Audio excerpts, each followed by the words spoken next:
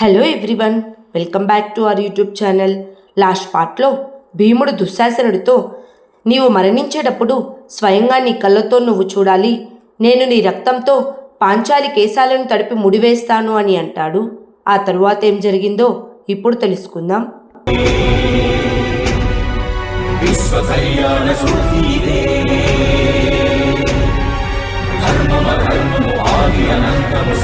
సత్యము సార్థకలంకము జాత్యంకార పర్యవసానము శక్తిదే భక్తిదే జీవన్ముక్తికి మార్గమిదే పంచమ వేద సారం మహాభారతం కృష్ణుడు చూపిన లీలైది జీవన వేద మార్గమిది గీత జనించిన క్షేత్రమే ఇది మహాభారతం.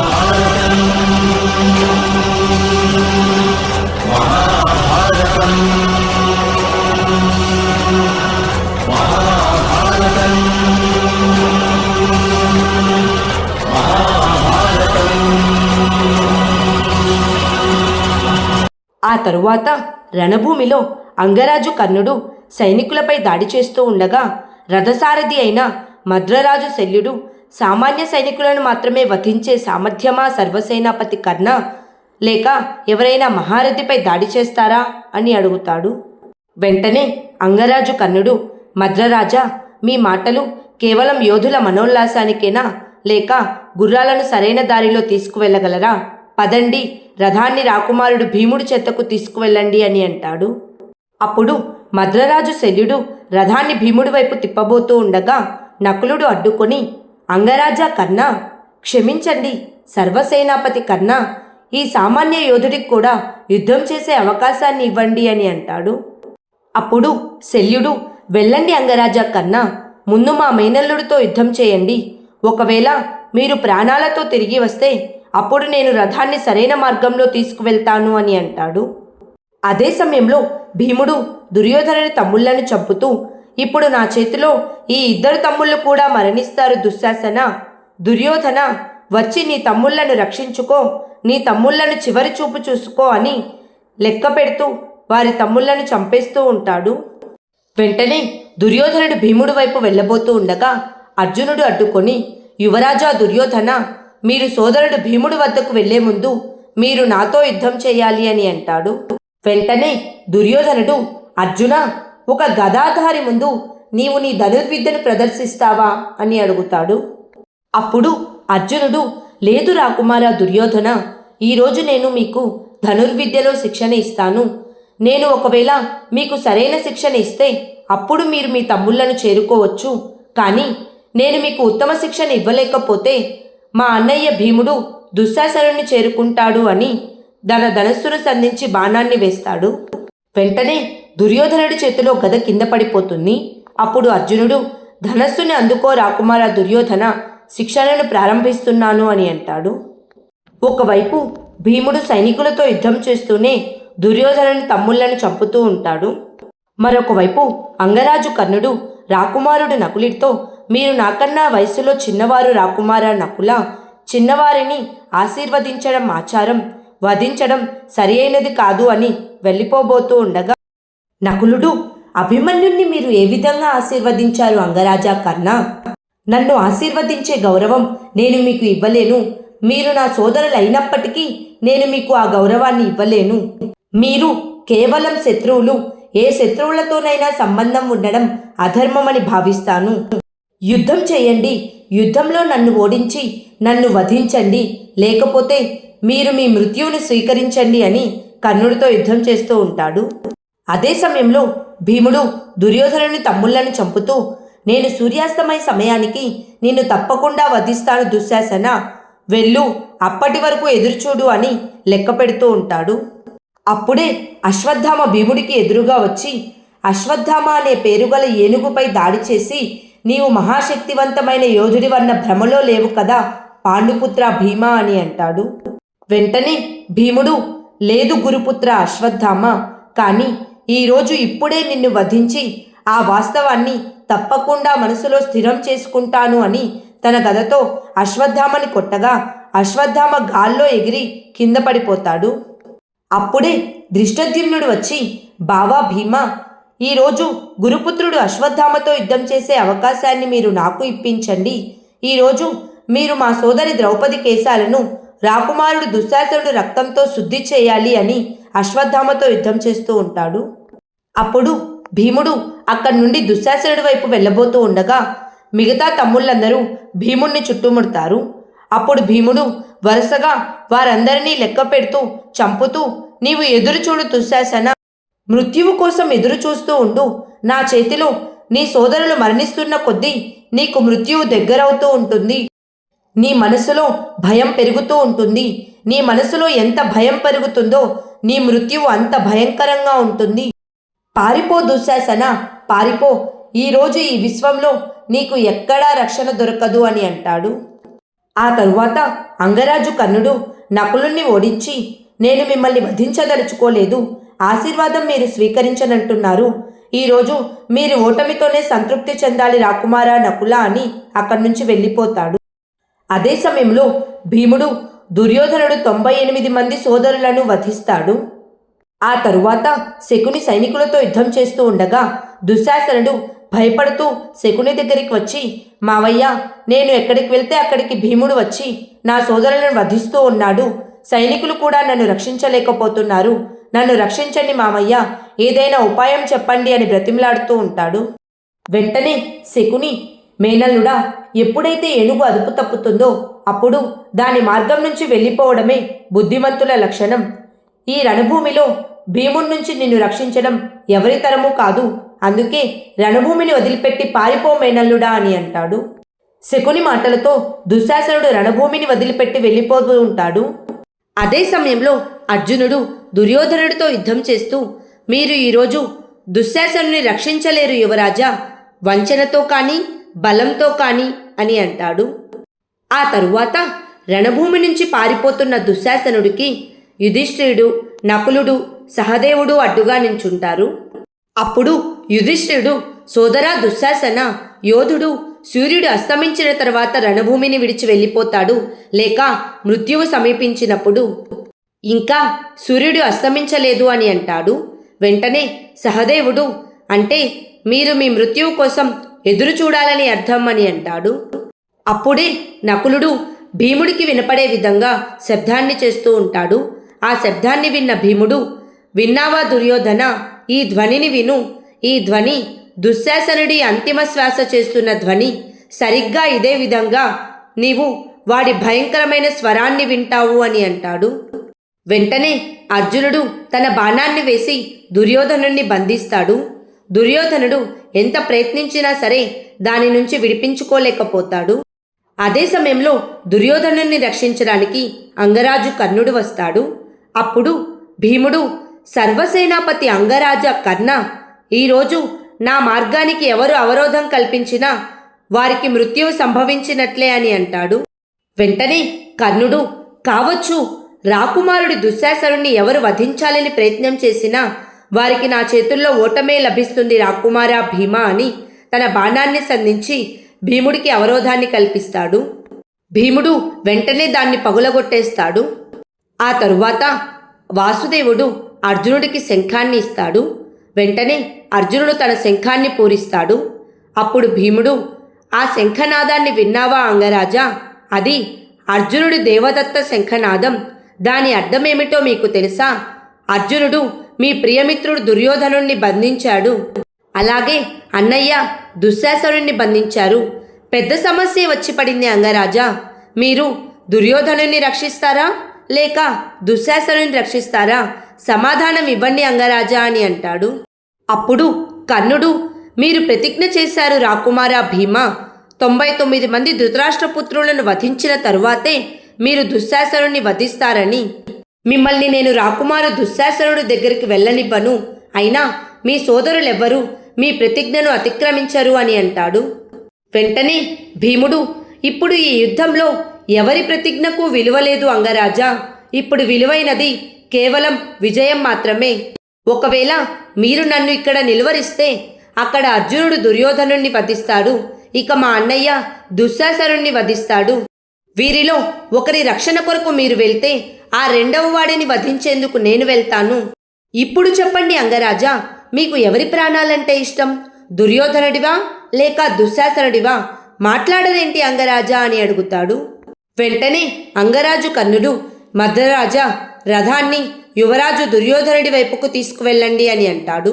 అంగరాజు కర్ణుడి మాటలు విని భీముడు దుశ్శాసనుడి వైపు వెళ్ళబోతూ ఉండగా అంగరాజు కర్ణుడు, ఆగండి రాకుమారా భీమా అని తన ధనస్సును సంధించి భీముణ్ణి నిర్బంధించి, నేను యువరాజు దుర్యోధనుడిని రక్షించి రాకుమారుడు దుశ్శాసనుడి దగ్గరకు వెళ్లేంత వరకు మీరు ఇలా నా నిర్బంధంలో ఉంటారు. మీరు ఈ బంధం నుంచి విముక్తి పొందాలని ఎంతగా ప్రయత్నిస్తే ఆ బంధం అంత దృఢమవుతుంది అని, పదండి మద్రరాజా, రథాన్ని యువరాజు దుర్యోధనుడి వైపుకు తీసుకువెళ్ళండి అని అంటాడు. అదే సమయంలో యుధిష్ఠిరుడు, నకుల సహదేవులు తమ ఆయుధాలతో దుశ్శాసనుడిని బంధించి ఉంచుతారు. అప్పుడు యుధిష్ఠిరుడు సూర్యుడి వైపు చూస్తూ, సూర్యాస్తమయానికి ఇంకా కేవలం 3 గంటల సమయం మాత్రమే ఉంది. సోదరా దుశ్శాసన, ఈరోజు నీ అధర్మానికి నీకు తప్పకుండా దండన లభిస్తుంది అని అంటాడు. ఆ తరువాత దుర్యోధనుడు తనను తాను విముక్తి చేసుకోవడానికి ఎంతో ప్రయత్నిస్తూ ఉంటాడు. అప్పుడు అర్జునుడు, చేసుకోండి, మిమ్మల్ని మీరు విముక్తుల్ని చేసుకోవడానికి ఎన్నో ప్రయత్నాలు, కానీ ఈరోజు మీరు చేసే ప్రయత్నాలేమీ దుశ్శాసనుణ్ణి, మా సోదరుడు భీముడి నుండి రక్షించలేవు. ఈరోజు మా అన్నయ్య భీముడు దుశ్శాసనుణ్ణి ఈ ఐహిక బంధనాల నుంచి విముక్తుణ్ణి చేస్తాడు అని అంటాడు. అదే సమయంలో అంగరాజు కర్ణుడు తన బాణంతో దుర్యోధనుణ్ణి విముక్తుణ్ణి చేసి, దుర్యోధనుడు విముక్తుడయ్యాడు రాకుమార అర్జున, కానీ రాకుమారుడు భీముడు నిర్బంధంలో ఉన్నాడు. వారు నన్ను నిర్ణయం తీసుకోమన్నారు. ఇప్పుడు నేను మిమ్మల్ని అడుగుతున్నాను, మీరు రాకుమారు భీముణ్ణి బంధవిముక్తుణ్ణి చేయడానికి వెళ్తే నేను అప్పుడు రాకుమారుడు దుశ్శాసనుడిని బంధవిముక్తుణ్ణి చేయడానికి వెళ్తాను. అలా కాకుండా మీరు నాతో యుద్ధం చేస్తే రాకుమారుడు భీముడికి వేసిన నిర్బంధనం కొద్ది కొద్దిగా వారి శ్వాసను ఆపివేస్తుంది అని అంటాడు. వెంటనే అర్జునుడు, అంగరాజా కర్ణ, ఈ ప్రపంచంలో ఎటువంటి బంధనమైనా సరే మా అన్నయ్య భీముణ్ణి నిర్బంధించలేవు. వెళ్ళండి రాకుమారా దుర్యోధన, అంగరాజా కర్ణ, ఈరోజు నేను మీ మార్గానికి అడ్డు నిలవను. నా కోరిక మేరకు మీరు ఈరోజు మీ కళ్ళతో దుశ్శాసనుని వధను చూడాలి. ఎందుకంటే ఈరోజు ఒక తుచ్చ ధర్మహీనుడికి వాడి పాపాలకు దండన లభిస్తుంది. ఎవరికైనా బాహువుల్లో ధర్మబలం ఉంటే వారి పరాక్రమాన్ని ఎదిరించడం అసంభవం అవుతుంది అని అంటాడు. అర్జునుడి మాటలతో దుర్యోధనుడు, అంగరాజు కర్ణుడు వెంటనే దుశ్శాసనుడి దగ్గరకు బయలుదేరుతారు. అదే సమయంలో భీముడు దుశ్శాసనుడిని పట్టుకొని, ఇప్పుడు నీ మృత్యువే నిన్ను రక్షించాలి దుశ్శాసన. నువ్వు మరణించేంత వరకు కష్టపడుతూనే ఉంటావు, కానీ నేను మా పాంచాలి కేశాలను నీ రక్తంతో తడపనంత వరకు నిన్ను మరణించనివ్వను. ఇక నువ్వు నేను జీవించలేనంటూ నన్ను ప్రాధేయపడుతూ ఉంటావు దుశ్శాసన అని అంటాడు. అప్పుడే శిబిరంలో ప్రతివింధ్య ద్రౌపది దగ్గరికి వెళ్ళి, పదండమ్మ, రణభూమికి వెళ్ళవలసిన సమయం వచ్చింది అని అంటాడు. కుంతీదేవి ద్రౌపది దగ్గరికి వెళ్ళి, తల్లి, మహారాణి గాంధారి మనసులోని బాధను గుర్తుంచుకో. నీవు ఒక తల్లివే. ఒక తల్లి కన్న సంతానాన్ని ఈ విధంగా ద్వేషించడం మంచిది కాదు కదా తల్లి అని అంటుంది. వెంటనే ద్రౌపది, నాకు తెలుసమ్మా, కానీ ఈరోజు నేను తల్లిని కాను, భార్యను కాను, సోదరిని కాను, కూతుర్ని కాను, ఒక న్యాయదేవత అయిన అగ్నిని. ఈ అగ్నిలో జరిగిన అన్యాయాలన్నీ భస్మం కావాలి. జూద సభలో ఆనాడు నేనేం చెప్పానో గుర్తు చేసుకోండి. ఇంతటి దయాహీనతయే ఈరోజు నా ధర్మం అమ్మా.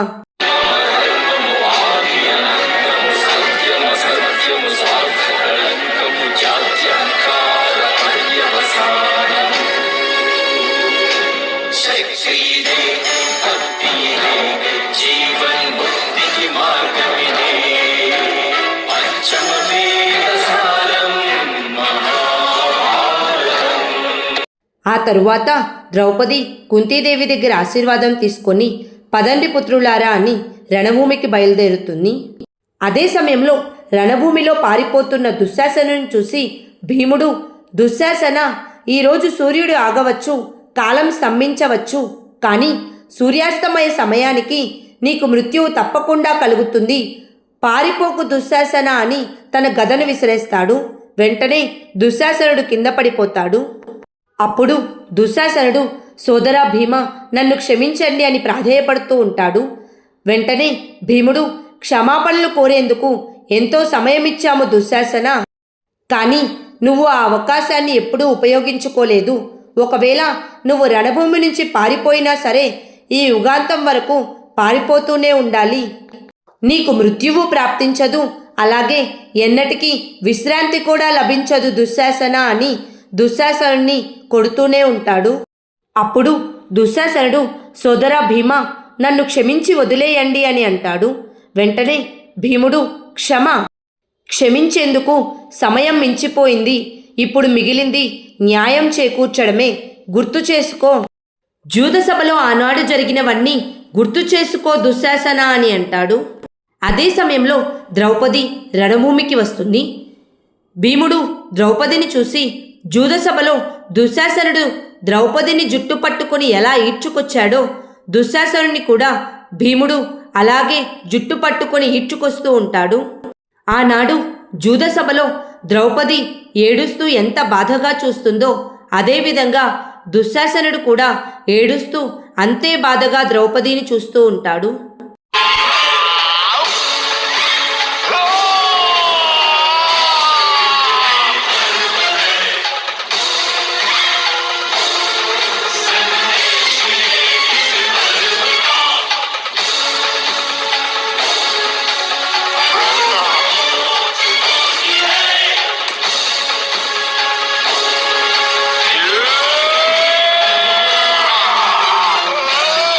ఆ తరువాత భీముడు దుశ్శాసనుడు చేతిని పట్టుకొని జూదసభలో ఆనాడు తాను చేసిన ప్రతిజ్ఞను గుర్తు చేసుకుంటూ, చూడు దుర్యోధన, ఒక స్త్రీ యొక్క గౌరవానికి భంగం కలిగించిన చేతిని ఆ దేహం నుంచి వేరు చేయవలసిందే అని దుశ్శాసనుడి చేతిని విరిచేసి గాల్లోకి విసిరివేస్తాడు.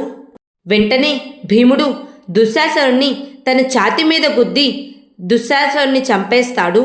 ఆ రక్తం భీముడి మీద చిందిపడుతుంది.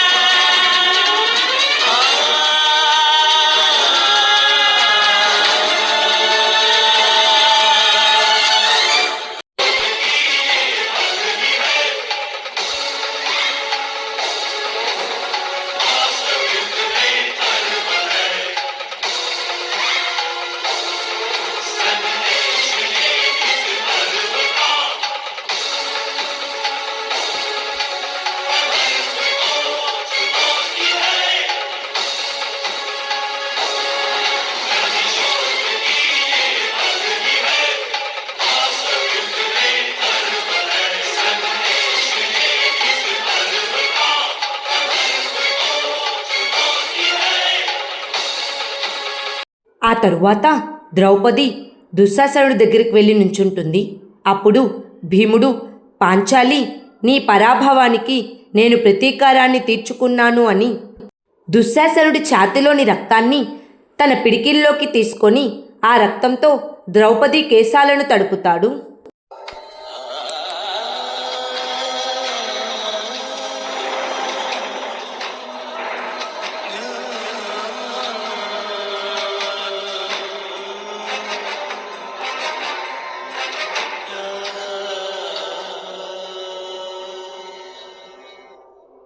ఆ తరువాత భీముడు జూదసభలో తాను చేసిన ప్రతిజ్ఞను గుర్తు చేసుకుంటూ దుశ్శాసనుడి ఛాతిలోని రక్తాన్ని తన పిడికిల్లోకి తీసుకొని త్రాగుతూ, చూడు దుర్యోధన అని అంటాడు. అప్పుడు ద్రౌపది, మీకు తమ్ముడే అవుతాడు కదా నాథ, వద్దు అని ఏడుస్తూ ఉంటుంది.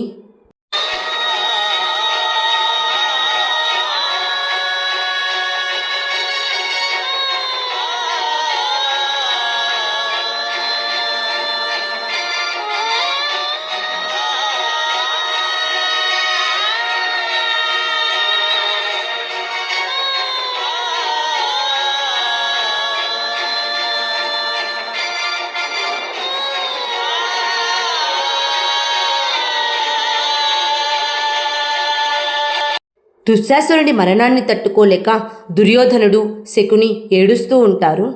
వెంటనే భీముడు తన పిడికిల్లో ఉన్న దుశ్శాసనుడి ఛాతిలోని రక్తాన్ని విసిరివేసి దుశ్శాసనుడిని పట్టుకొని ఏడుస్తూ, నాడు నువ్వు పైశాచికంగా చేసిన పని ఈరోజు నన్ను కూడా పైశాచికంగా మార్చేసింది అని పెద్దగా ఏడుస్తూ ఉంటాడు.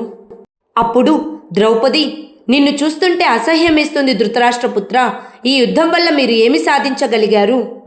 చూడండి సామ్రాట్ ధృతరాష్ట్రపుత్రుణ్ణి, చూడండి, శ్రద్ధగా చూడండి మీ విధ్వంసాన్ని అని ఏడుస్తూ, మీ తమ్ముళ్ల పాపభారం మీదే యువరాజా, ఆ పాపభారాన్ని మీరే అనుభవించండి యువరాజా అని అంటుంది.